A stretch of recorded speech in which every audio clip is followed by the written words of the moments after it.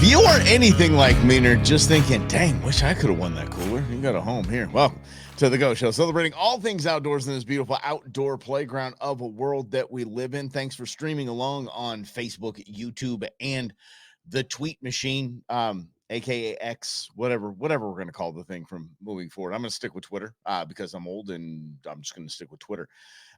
Thanks for watching that video last night, and a big congratulations to the new owner of the Mule 30. That thing is cool. I'm telling you. Big thank you to Canyon Coolers again for helping us out and donating that so we could raffle that thing off. Almost said auction that off. Yeah. Wounds are still a little tender from the whole auction item thing. So raffles.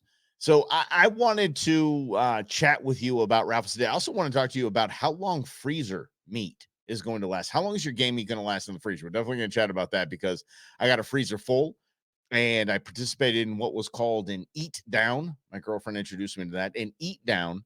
And I didn't know what an eat down was. Apparently, if you're clearing room in your freezer or fridge, you have an eat down. It's like a smack down, hoe down, but we're not smacking and there's no hose involved. So we're just going to, anyway, eat what's in the freezer. And how long does that last? So you go in there, you see some venison and you're thinking, who gave me venison? How did I get venison? How long has that been in here? How long does that last? What to do with it? We'll get to that as well. But here's the thing. One big part of our outdoor world and conservation banquets and events that you have, you see a lot of bucket raffles. And bucket raffles are a thing. And what reminded me of this was us donating that, raffling off that donated Canyon cooler yesterday. And it kind of got me thinking, you know what?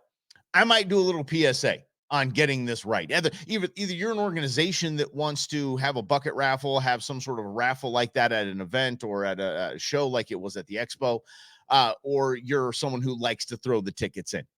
Let's have a chat. Okay.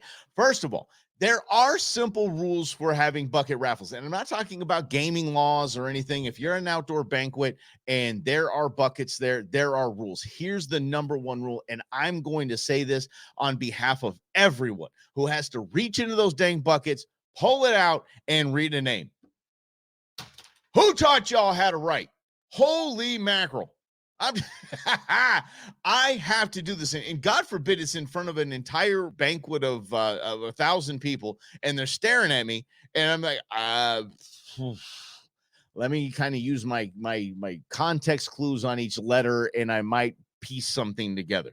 No, write it legibly, or if I'm the guy who's pulling it out of the hat or the bucket, next, write legibly, or just write your last name so you don't have to go through all of them. My name's Michael Russell. Putting that on a little tiny ticket, not that easy. I have seen, and this is fantastic too, I've seen people buy stamps. So they have stamps. So they literally they go to all these auctions. I'm sorry, they go to all these raffles. I can't say that word. It's the A word now. They go to these raffles and these bucket raffles, and they're just stamp. So their names are legible, and their phone number and email address all on their pop. I don't know how much that costs. I'm going to guess it's like $20-$30 worth it. If you go to a lot of these banquets and you're putting your name on all these things. Oh, heck yeah. And thank you, by the way, on behalf of everyone who's going to pull your name out of a bucket. Thank you for doing that. And it saves us a lot of time and hassle. It's a lot like reading a Dr. Seuss book to your kids. You remember those days where you're reading Dr. Seuss books? Because Dr. Seuss, some would say God love him. I say that author is responsible for more parents sounding to their children like they don't know how to read. You start getting into the Sam I Ams and the this and the that's and the tempo and the cadence of a Dr. Seuss book, you'll look like you can't read to your kids. You're stumbling, fumbling, bumbling all over the place. And it's the same if you're pulling out these bucket raffles at these banquets. You're pulling out a bucket raffle and you can't read a name.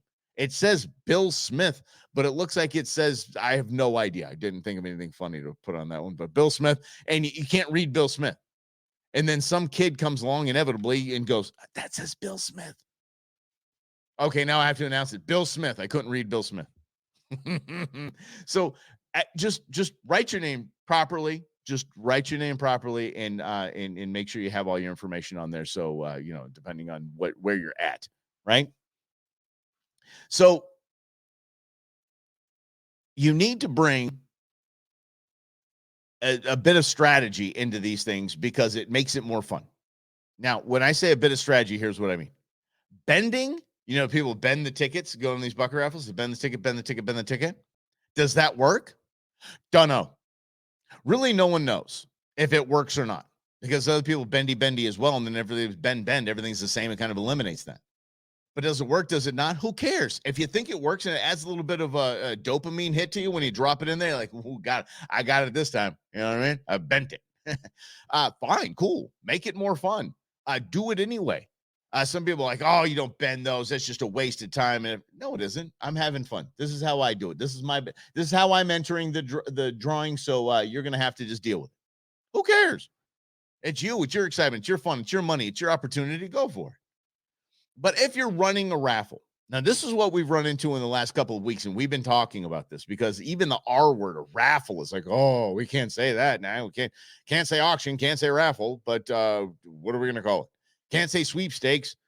I don't get it. But if you're going to have a bucket raffle item at one of your banquets or events that you're doing, there's probably a couple of cool ways or cool tips and tricks that you need to understand before going in. Okay.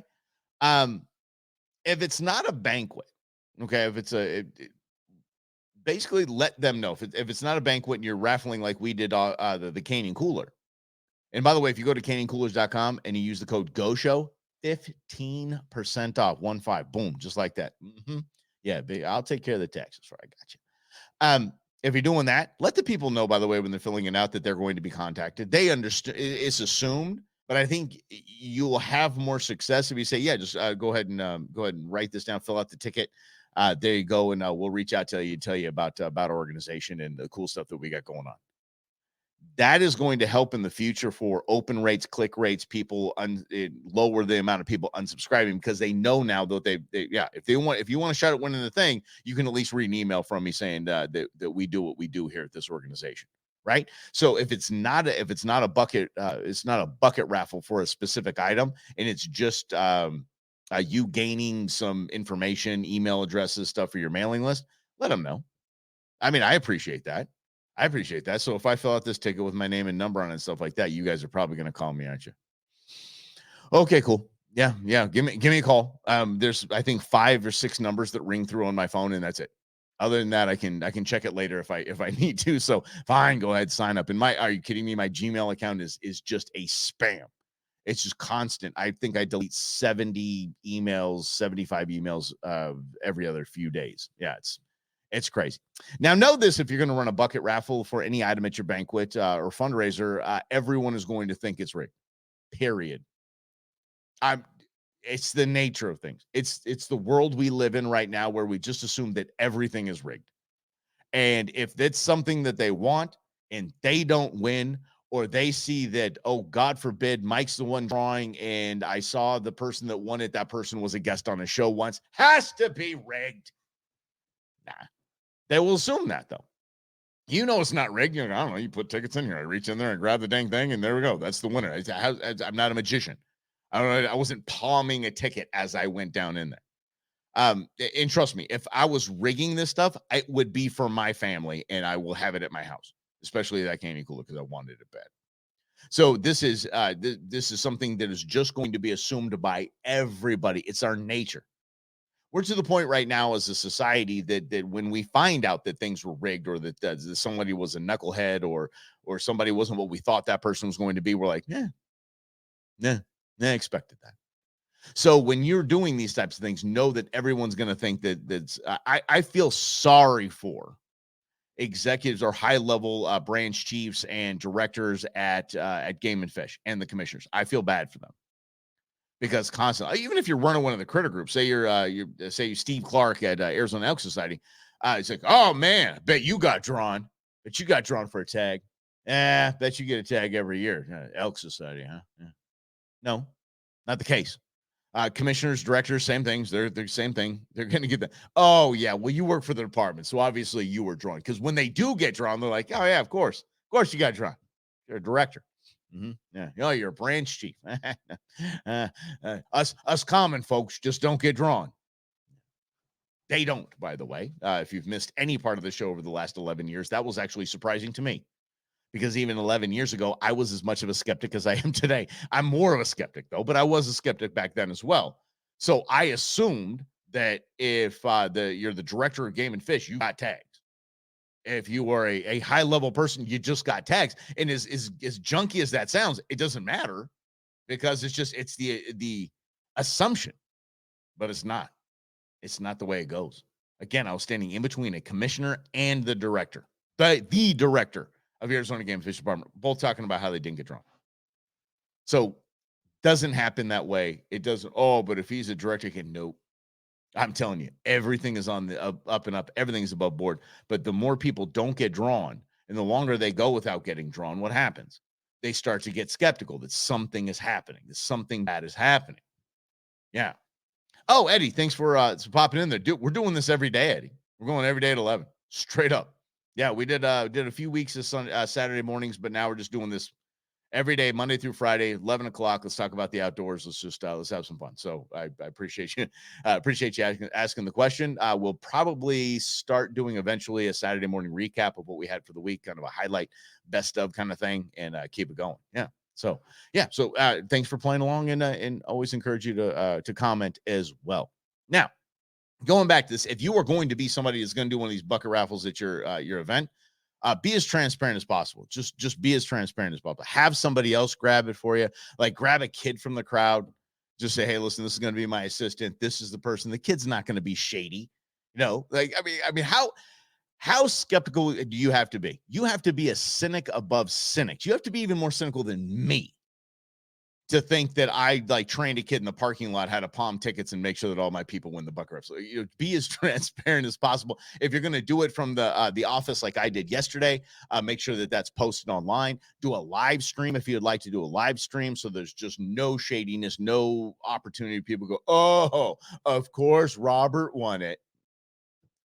Sorry, it's the name we grabbed, and you saw it right there on the video. There's no could be some tricky editing though. Yeah, see, I told you I'm a skeptic. I'm a cynic. I can figure out that there's something going on here. There is a magician that I follow, a card trick guy on Instagram, that he had he has a timer, a little stopwatch. That when he starts his videos, the timer is on screen the entire time. So that eliminates people saying, "Oh, you've totally edited this out. You've edited." No, look, watch the clock. There it is, right there. Yeah. Oh, and Eddie, had good 2-year run and getting drawn. I'm telling you, I went, I'm going to say 9 years without getting drawn. 9. And that's when I had this show too. So people, oh yeah, you got a tag. You've got an outdoor show. Not how it works again. I went a 9-year run dry, and 3 of the last 6 years got drawn. Like every year I get drawn. I have a 7 West tag this year. So excited about that. So basically, this might be, I might just bite the bullet and reach out to a few of my outfitters and see if I can get taken care of, because this might be my last shot at a bull that I can actually move. Like maybe I get 15 years. I got to wait again. This might be my last shot about putting a trophy up on the wall. So we'll see. And I guess that's a bad word too. There's a lot of bad words we can't say now. Can't say raffle. Can't say auction. Can't say trophy. It's getting exhausting. Yeah. They population's nice. And then there's some people know my buddy Clayton. My buddy Clayton got drawn for, he went like on a 11-year drought, and they got drawn for, I forget, within 2 years, he had elk, deer, pronghorn, and sheep. Like, and that's when you think the fix is in. But I mean, when the points are what the points are, they are. So please do this, by the way. If you have any questions on how the Arizona draw is, I know we're talking about bucket raffles, but if you have any questions about how the Arizona State big game tag draw is conducted, go to our YouTube page and check it out. Scroll down a bit. I'll see if I can pop that up to the top. Maybe you can pin it. I don't know if you can do that at YouTube, but we'll give it a try. It'll answer some questions. It just shows you exactly how it's all done. It's all in the up and up. I'm telling you, It's all on the up and up. So post that video or do it live if you're going to do a raffle, and then let the winner know as soon as you can. Let the winner know as soon as you can, and then hopefully when you're letting that winner know, say, hey, listen, either Mike's going to drop it off or meet you up somewhere, and we're going to grab that. You're going to get that. He's probably going to do a video. He's going to take a picture, or if you're just going to come and grab it, pick it up. Maybe when you get it home, maybe you post, maybe you tag us. Okay. So set some ground rules, kind of a pay for play kind of thing. Like if you really want to, if you really want to get this wonderful prize, those are gonna have to do a little something, right? I would think that that's fair. I totally would. So this is the Go Show. Thanks for hanging out with us. In by the way, again, go to canyoncoolers.com. They got a lot of cool stuff. Their drinkware is so cool. They have a Flagstaff artist that does it for them. They're drinking like no stickers. You're not going to want to put stickers on this. Everybody put stickers on the drinkware. You're not going to want to do this because it's really, really cool stuff. They got some cool swag. How about this? Quite literally, the most comfortable shirts I own. Holy mackerel. I just ordered some more of them. They are that comfortable, amazing. Canyoncoolers.com. Use the code GOSHOW to get 15% off of your order. So check that out. So let's talk about this. I have a freezer that is full. I know I'm blessed. I know I am very lucky to have that. I have a full freezer. And to get to that, to make room, I had to do what was called an eat down.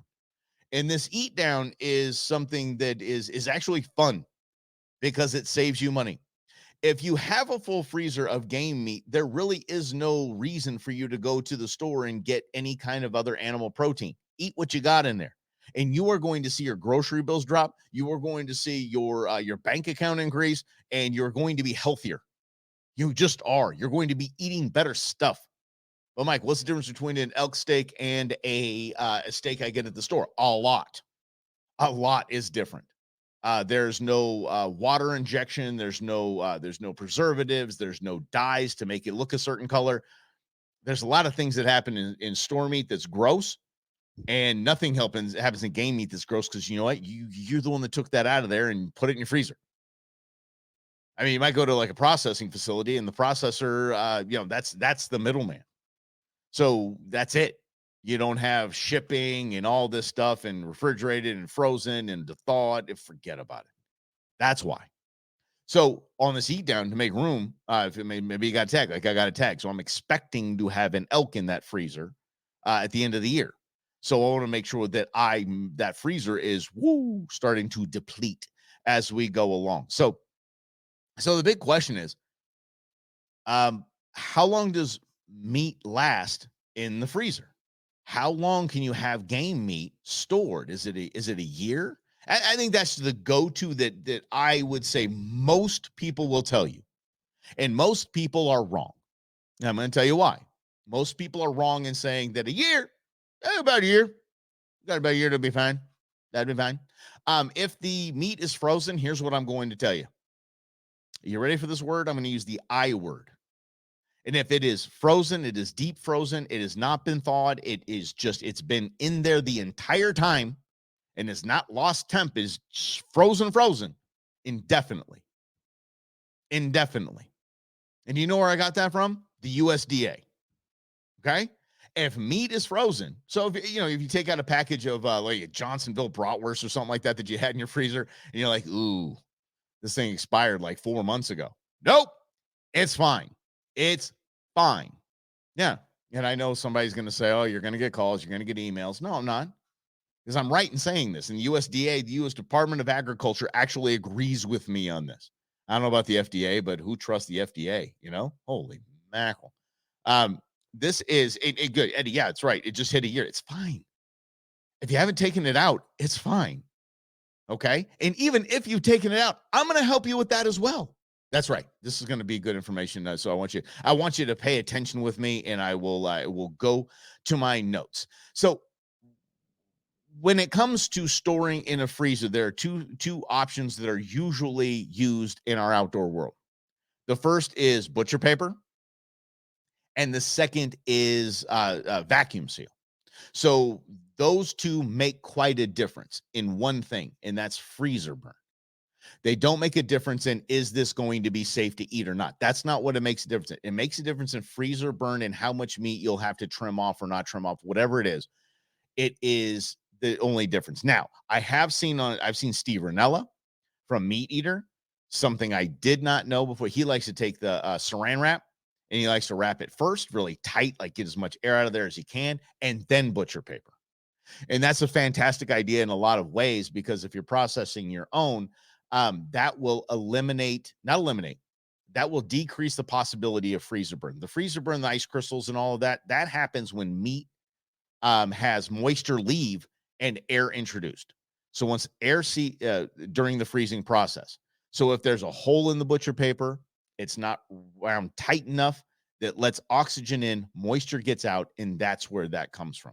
And you probably see with a really loose vacuum seal. So it happens. That's what happens with that. So there's that, and then there's the vacuum seal. Vacuum seal for the win for me. I mean, I get my stuff from the processor in butcher paper, and it's fine. It works just great. But for the cuts, the prime cuts that I take from the field and bring home and don't send to the processor, like the tenderloins, back straps, the prime cuts that I want to hold on to, those are processed and vacuum sealed at the house, and those are good for good. They're good. They're fine.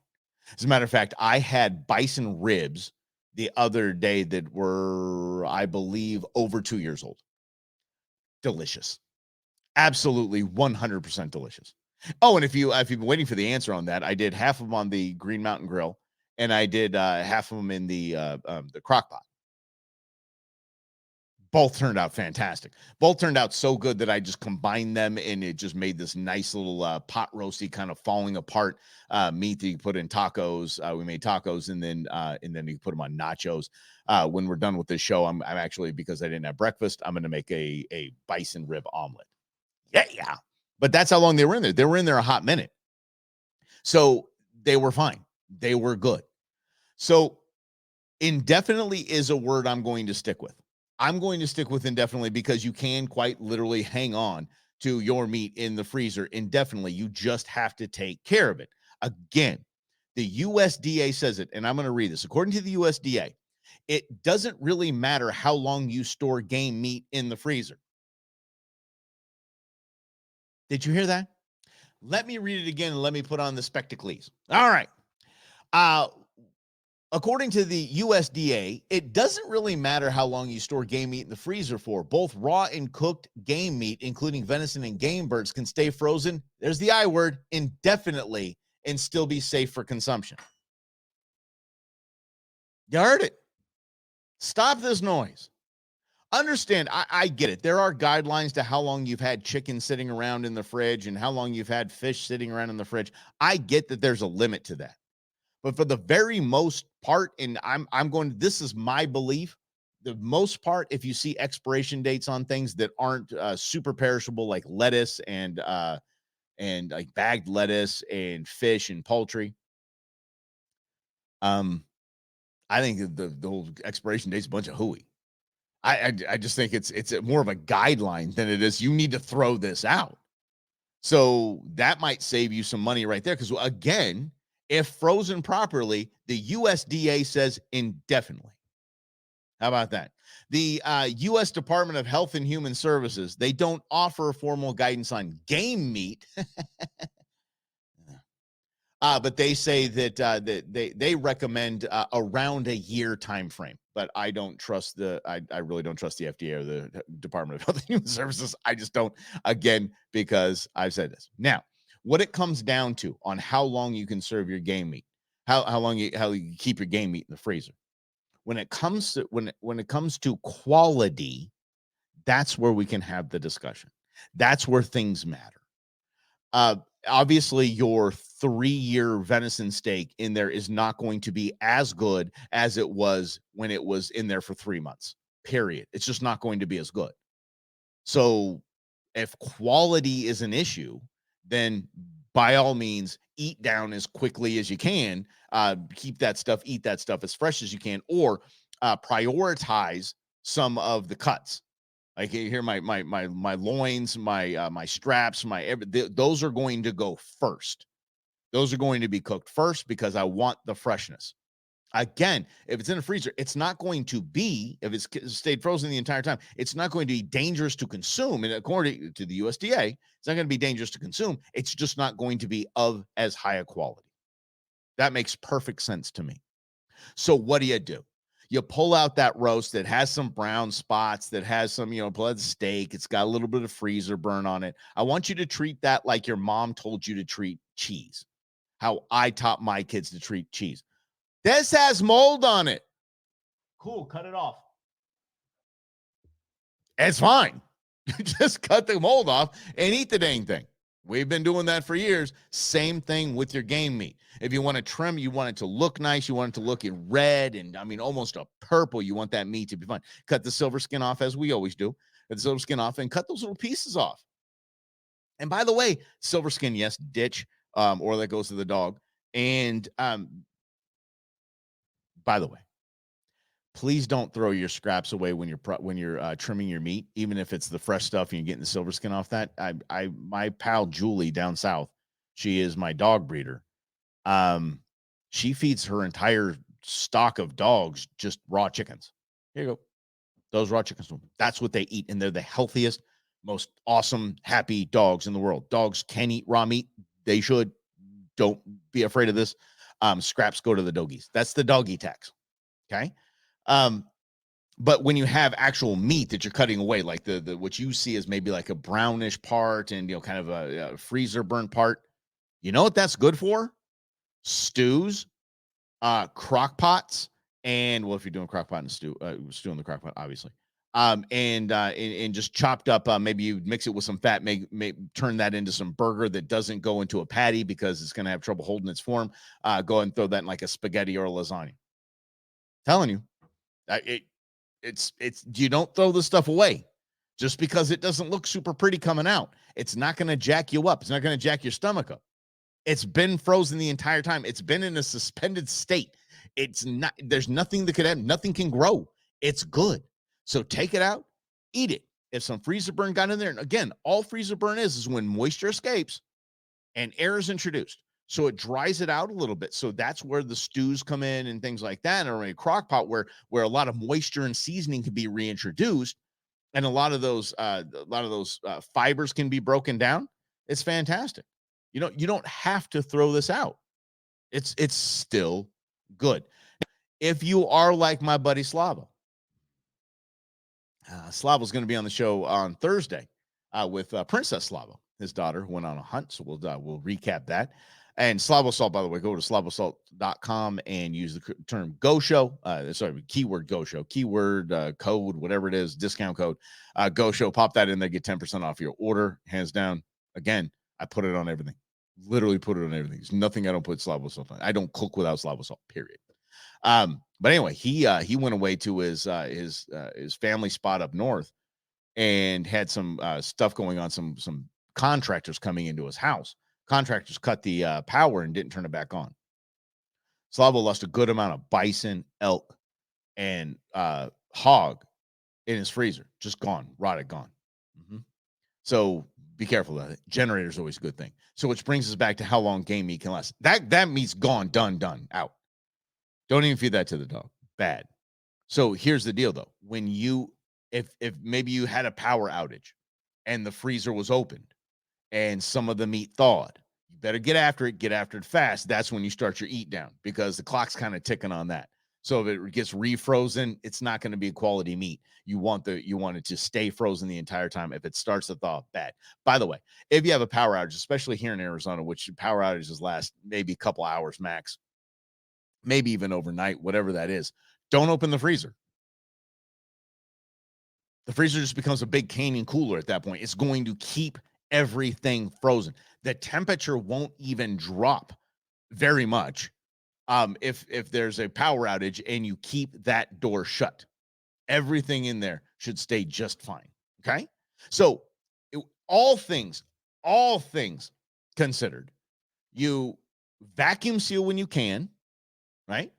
So vacuums, and that's generational. By the way, there's so many old guard right now rolling their eyes, going, "This young guy, I put this in butcher paper, and that's all I use. I even used butcher paper. I already used it, I tell you." Okay. Vacuum sealing is period the way to go. It just is. Some people, some purists will say I only vacuum seal fish. Fine, whatever. I vacuum seal every single thing I can. If you can, what kind of a fun pro tip? If you want to vacuum seal your burger, which that's one thing I don't vacuum seal, but if you do want to vacuum seal, go ahead and flatten that out as much as you can. Make it like a little sheet cake, and then go ahead and put that in there. It really it thaws like that. And it freezes like that. So you're not going to have any freezer burn. It's going to freeze super fast.